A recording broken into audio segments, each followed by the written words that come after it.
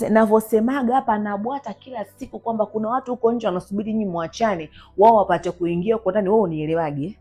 Sasa nisikilize vizuri. Hakuna ndoa Mwenyezi Mungu anaiachanisha au mipango ya Mungu, hapana. Mungu anajua kuwaweka pamoja. Sawa? Hajui kuwaachanisha. Ndio maana anasemaga unapokuwa unaolewa hakikisha unaolewa na bwana ambaye unaweza kusimama naye, unaweza kubeba madhaifu yake, unaweza kumchukulia, yaani unaweza kusema kwamba mimi I'll fight for him.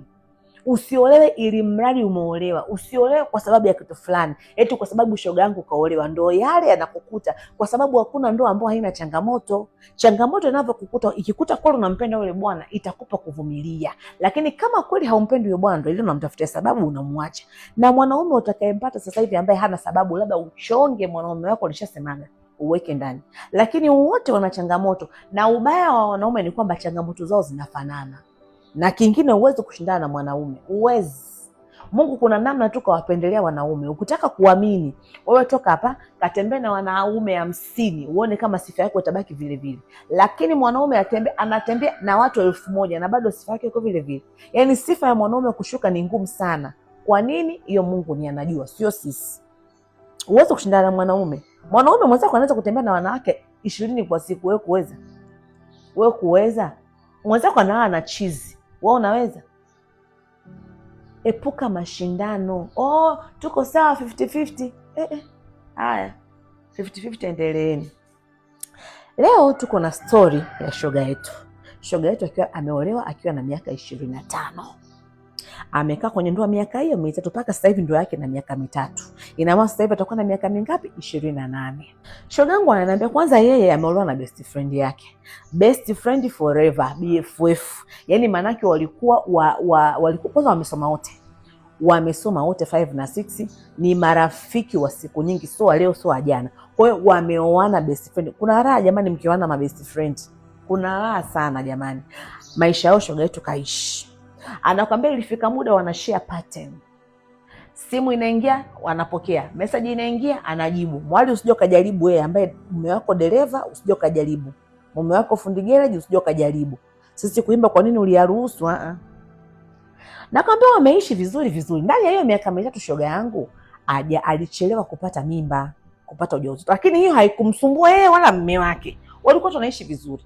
Na uzuri ni kwamba walikuwa wanafanya kazi karibu, yani majengo yao ya kazi yalikuwa ni karibu. Wote wanafanya kazi posta. Kiasi kwamba mpaka saa ya lunch huyu anatoka kwake anakuja kula na mwenzake. Huyu anatoka kwake anakwenda kula na mwenzake. Si unaelewa mapenzi hayo?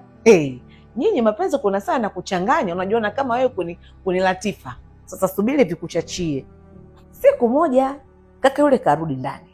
Kaka karudi kafura vibaya. Yaani kafura ile kama mtu aelewi, kama una kitu kimetokea haelewi. Vipi? Hamna kitu. Vipi? Hamna kitu. Wiki ikapita. Baba yuko vile vile. Mume wangu vipi? Hamna kitu. Wanaendelea. Wiki ya pili. Vipi? Hamna kitu. Wiki ya 3 shoga yetu akasema hapa patakuwa pana kitu. Yaani haiwezekani yule bwana awe kimya hivi. Au kwa sababu nimechelewa kuzaa, ameanza kupata ile shida, lakini mbona hajaniambia?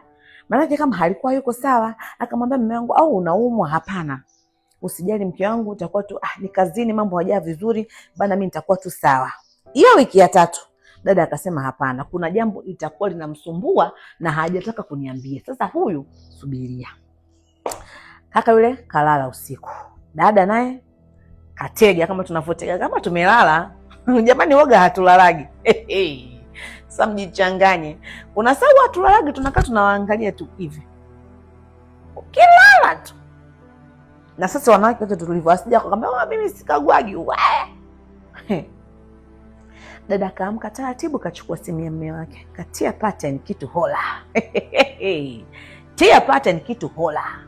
Tia ya pili hola, ya 3 hola, ya 4 simu kamwambia dadangu umefanya threat 4. Tunajizima nusu saa. Mungu wangu, dada akasema basi. Bwawa alishaingia ruba na wanazalianaga vibaya. Jamani, imekuwaje best friend tena forever? Mbona wabadilishia pattern? Nani ameingia jamani katikati yangu mimi na best friend? Dada akili kaanza kumweuka. Dada akili inamweuka. Asubuhi imefika na mapema. Wanaamkaga wote, wanavaa wote, kazini wote. Siku wameamka wote asubuhi. Dada akamwambia, kaka, mimi leo sijisikii kwenda kazini. Mume wake, kwa nini? Siwezi kwenda kazini, najisikia tu vibaya vibaya, siko sawa. Naona wewe hauko sawa, mimi nimeona kama siko sawa. Taarifa umetoa? Taarifa nimetoa. Akajiandaa kaenda zake kazini. Dada amekaa pale anakuambia, vipi nili. Baada pale nikafuta machozi, nikamwambia ndio inavyotakiwa. Ukisema usilie kabisa utakuwa chizi. Lia kikike, ukimaliza hapo futa machozi, ruhusu akili ifanye kazi yake. Mungu alivyokupa akili, akukupa akili upige nayo picha. Akukupa akili kwamba wewe sijui kukusaidia nini. Akili na kukusaidia kutatua tatizo ambalo unaliona ni gumu. Linakwambia pita hapa, tukutane katikati. Dada akabaki anafikiria. Katika kufikiria akawaza, mume wangu hana rafiki. Unajua kuna wanaume ambao hawana marafiki wale wa close kabisa. Kwa siwezi kujua. Mume wangu akitoka kazini, anapitaga sehemu, anakunywa zake vibia viwili, anarudi na achelewi nyumbani. Sio, unanielewa? Mpaka hizo wiki alizokuwa nazo alizokuwa hayuko sawa, pia alikuwa achelewi nyumbani. Sasa nitajuaje? Akili kamwambia, nenda kanunue simu. Kanunua simu, kampa demu walipoachana. Mwali kaenda kununua simu. Hapo anapokaa nikipiga mahesabu ya haraka ile simu itoka imenunuliwa Mwenge au Mawasiliano. Kaenda kanunua simu, karudi nyumbani. Kaseti mipango yake. Mwali acha kulia. Sasa hivi umebadilika sana. Umebadilika wewe. Yaani una wanawake, usitumie nguvu na mpigana ni kelele. Kwa nini uonekane wa kawaida? Value yourself. Upgrade. Tumia vitu kwa akili. Ikishindwa sana tafuta mamovie yale interrogators, sijui tafuta zile movie za uchunguzi, upelelezi. Angalia. Mwali wangu ile simu tumenunua, yeye na akili yake walipanga kwamba hii simu itabidi kae kwenye gari, kwa sababu sina namna mimi kujua anachokiwaza, na yeye kuniambia anachokiwaza hataki, na mimi siwezi kuishi na mtu ambaye simuelewi. Natakiwa nijue tunaenda kaskazini au magharibi, nini kinachosumbua akili yake. Mimi sio mfalme njozi, ndio tunapokuambia tunatumia akili. Si umeelewa? Baada ya hapo nitaweka simu kwenye gari. Nikiweka simu kwenye gari nitaiweka record, itabaki na rekodi. Haiwezekani kwenye gari akae kimya kuanzia anatoka kazini mpaka anarudi nyumbani. Hapa katikati kuna jambo litaongeleka, mimi yangu yatakuwa yameshaisha. So unanielewa? Sasa akawaza, simu nikiweka kuanzia asubuhi. Jamani, sikia mtu anavyotumia akili, sio wewe unalia tu. Akasema nikiweka asubuhi, hii simu itazima chaji. Hii simu naiweka jioni nikiwa mimi nimetoka kazini. Mimi sitopanda gari yake. Nitachukua Uber, nitachukua dada, nitafika nyumbani. Kutoka kazini mpaka nyumbani kuna jambo nitajua. Hao ndo wanawake na waongelea mimi. Wenye akili. Siongelee wanawake wanaolialia. Hapana. Mwali kaenda. Asubuhi ameamka vizuri. Good morning baby. How are you husband? I'm okay. Kumbukwe usiku alitoa show ya maana. Alitoa mali ya wenyewe. Basi wameamka, wamejiandaa vizuri, kabeba nguo zake za mazoezi. Hiyo ni moja ya plan. Kabeba nguo zake ya mazoezi, kaambia baby, nikitoka kazini nitapitia gym. Kwa hiyo naweka hizo nguo za mazoezi hapa kwenye gari. Nikitoka, kwa sababu hawakai, yaani ofisi zao ziko mbali. Sawa. Mwali ameenda, umefika kazini, kila mtu kaenda kazini kwake, amemaliza kufanya kazi za mwajiri, amemaliza mwajiri, jamani atudaiani, ka sign out, kaondoka sisi kwa mume wake. Kaenda kachukua, ambaye baby naomba funguo, nikachukua nguo zangu za mazoezi. Kaenda kachukua nguo za mazoezi, ka select simu kama mtu anategesha bomu. Tunasubiri tu lilipuke.